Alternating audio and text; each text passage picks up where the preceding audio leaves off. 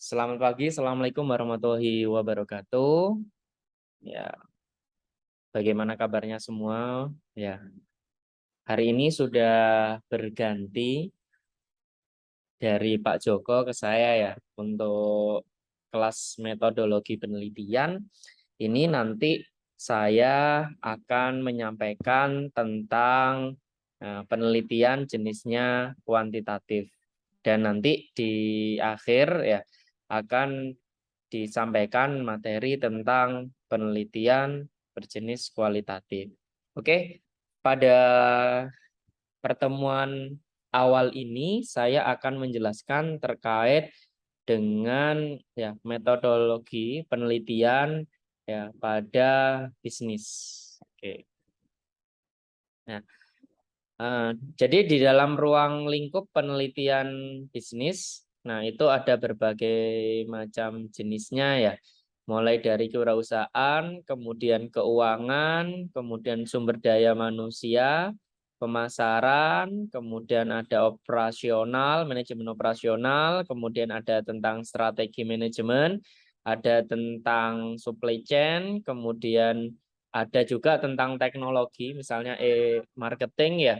Kemudian juga kita bahas tentang pasar, bahas tentang demografi, terkait dengan juga misalnya terkait dengan strategi eh, pengembangan pariwisata dalam perspektif bisnisnya. Kemudian banyak hal lainnya. Nah, ini tetapi ini nanti kalau ketika kita penelitian terkait dengan penelitian murni bisnis, jadi nanti kalian tidak hanya membuat produk ini. Jadi kalau kemarin diinfokan bahwasanya kalau yang melakukan penelitian murni bisnis harus ada produk lain yang dibuat. Jadi produk pendidikan, bisa e-book, bisa modul dan seterusnya. Oke.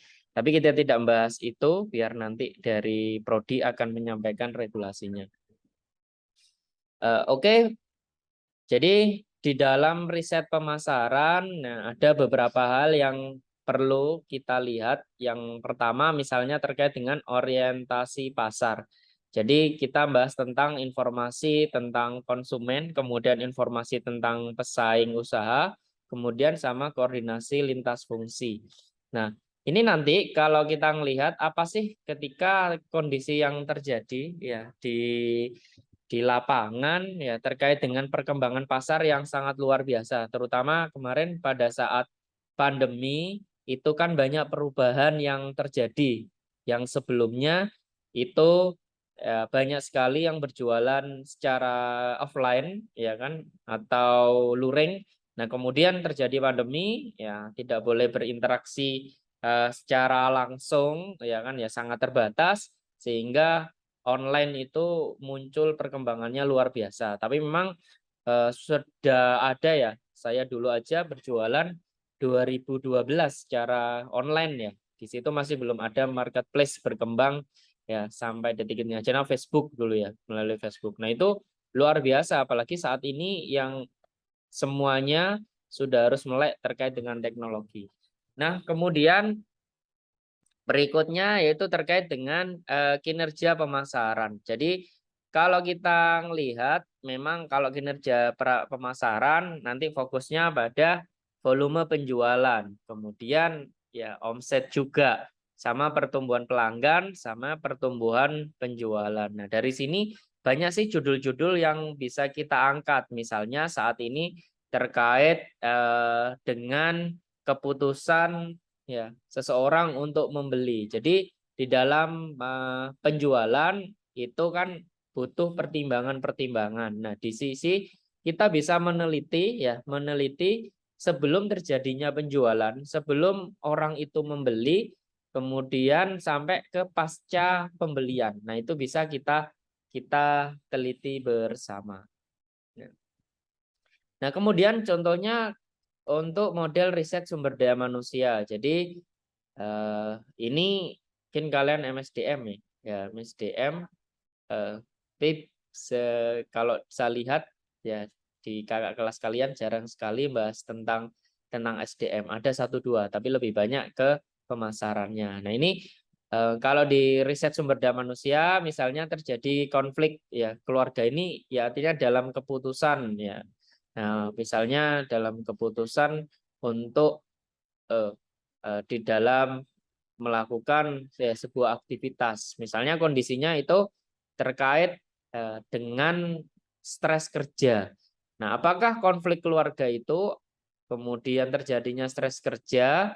Nah, itu bisa menurunkan kepuasan kerja atau justru menaikkan kepuasan kerja. Dari sini nanti bisa kita lihat ya, sebelum ke prestasi kerja. Apakah konflik keluarga, misalnya contohnya pengaruh konflik keluarga terhadap ya, prestasi kerja seseorang. Ya, jadi kita bisa meneliti di sana. Misalnya juga pengaruh fasilitas ya terhadap ya kinerja karyawan. Nah, itu bisa kita lakukan penelitian ini.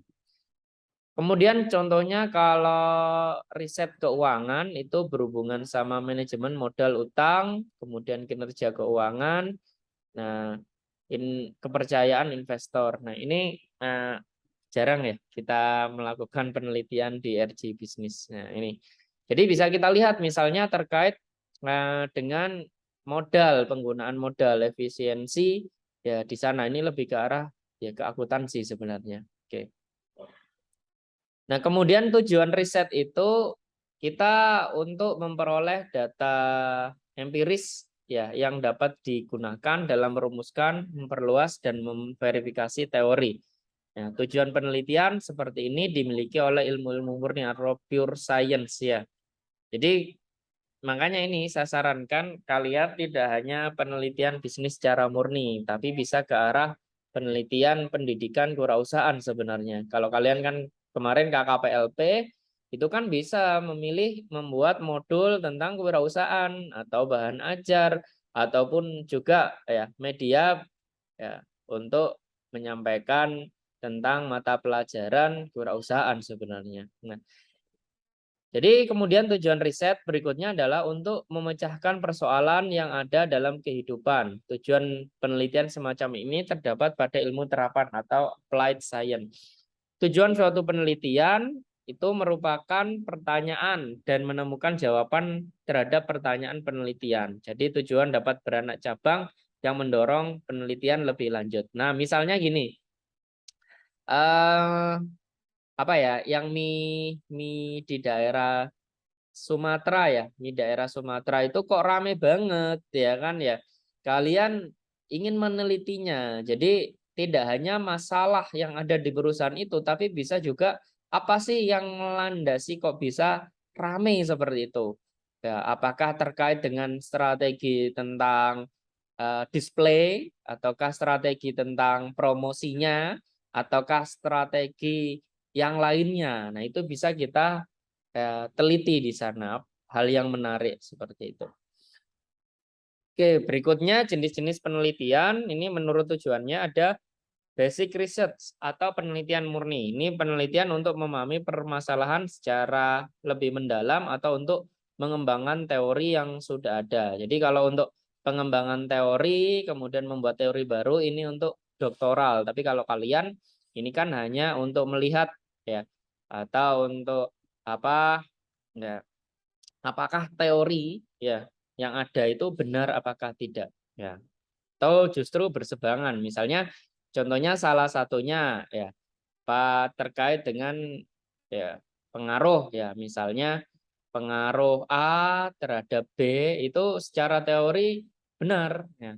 Tapi kemudian kalian menemukan hal yang berkebalikan. Ternyata A kepada B itu tidak berpengaruh. Nah, itu dari hasil penelitian itu, maka kamu harus ya melihat apakah ada penelitian sebelumnya yang menganggap bahwasanya berkebalikan dari teori, misalnya ada. Nah, tapi kalau untuk kuantitatif ya itu kita untuk memastikan ya terkait dengan apakah sesuai dengan teori ataukah berseberangan dengan teori. Nah, kemudian penelitian terapan. Jadi penelitian yang dilakukan untuk mendapatkan informasi yang digunakan untuk memecahkan masalah. Nah, ini. Nah, jadi bisa implementasi ya, bisa terkait dengan apa pengembangan juga bisa. Ya. Nah, kemudian ada jenis-jenis penelitian, ada penelitian tingkat eksplanasi, penelitian deskriptif, ya penelitian komparatif, penelitian asosiatif, korelasional, kausal. Kemudian jenis penelitian dan analisis data, ada penelitian kuantitatif yang akan saya ajarkan, ada penelitian kualitatif, ada penelitian campuran atau mixed method ya, kuantitatif dan kualitatif. Nah, kemudian kriteria menilai kualitas penelitian yang baik ya, memiliki tujuan yang jelas berdasarkan pada permasalahan yang tepat, menggunakan landasan teori yang tepat dan metode penelitian yang cermat dan teliti, mengembangkan hipotesis yang dapat diuji. Nah, nanti akan saya jelaskan juga terkait dengan hipotesis ya, hipotesis atau dugaan awal ya. Dapat didukung atau diulang dengan menggunakan riset-riset yang lain sehingga dapat diuji tingkat validitasnya dan reliabilitasnya. Nanti juga di statistik ya sudah dijelaskan mungkin terkait dengan uji validitas dan reliabilitas. Nanti ditaruh di mana sih? Ya, terkait dengan uji validitas dan reliabilitas nanti kita akan bahas berikutnya. Oke, memiliki tingkat ketepatan dan kepercayaan yang tinggi, bersifat objektif, artinya kesimpulan yang ditarik harus benar-benar berdasarkan data yang diperoleh di lapangan, dapat diperoleh ya di lapangan. Ya, jadi tidak ngarang ya, kecuali kalau kalian menggunakan data sekunder, data BPS, kemudian ya dan seterusnya. Nah, itu bisa, tapi itu kan ini kan walaupun data sekunder BPS ini kan juga berasal dari data lapangan. Jadi tidak mengarang kita. Dapat digeneralisasikan artinya hasil penelitian dan dapat diterapkan pada lingkup yang lebih luas. Apabila itu kaidah-kaidah penelitian itu dilakukan dengan baik dan benar sesuai dengan kaidah metodologi penelitian yang ada, ya maka hal itu penelitian itu bisa dimanfaatkan dengan baik. Oke, itu dulu untuk pengantar dari saya. Terima kasih. Assalamualaikum warahmatullahi wabarakatuh.